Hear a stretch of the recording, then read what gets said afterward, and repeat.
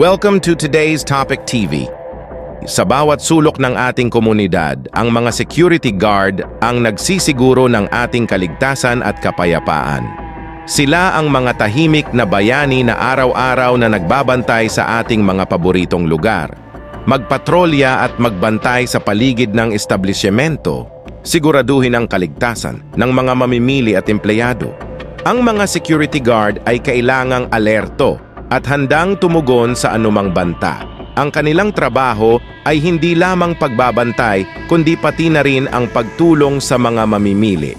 Sila ang nagbibigay ng direksyon, nag-a-assist sa mga nangangailangan ng tulong at nagpapanatili ng kaayusan. Subalit paano kung ganito ang sitwasyon? Sa isang grocery store, isang guwardiya ang nakadestino para mag-assist ng customer at magbantay ng seguridad. Isang lalaki ang pumasok ng nakamask at tumuloy-tuloy ito sa loob.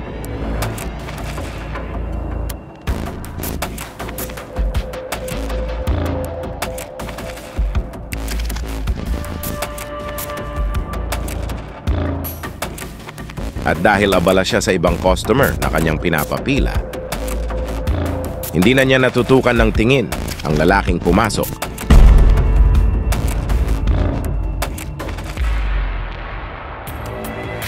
Isa pang lalaking nakamask ang sumunod na pumasok.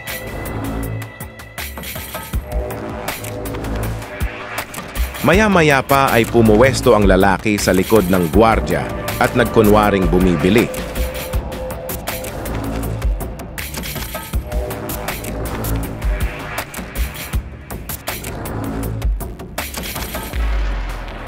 At nang makakuha ng tiyempo ang kanyang kasama, biglang nagdeklara ang dalawa ng kanilang masamang balak.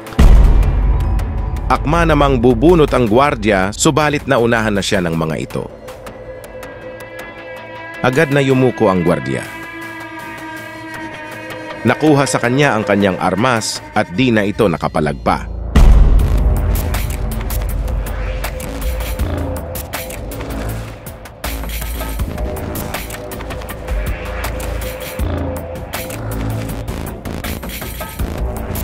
Agad na tumakas ang dalawa, bit-bit ang bag na naglalaman ng mga pera.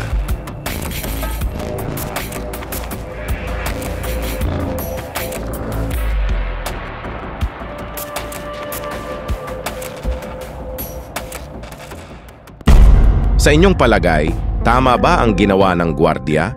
Ano nga ba ang kanyang pagkukulang kaya naganap ang ganong pangyayari? Sa kabila ng kanilang sinumpaang tungkulin sa pagbabantay ng seguridad, may mga pagkakataon na pinipili ng ating mga security guard na hindi lumaban pa.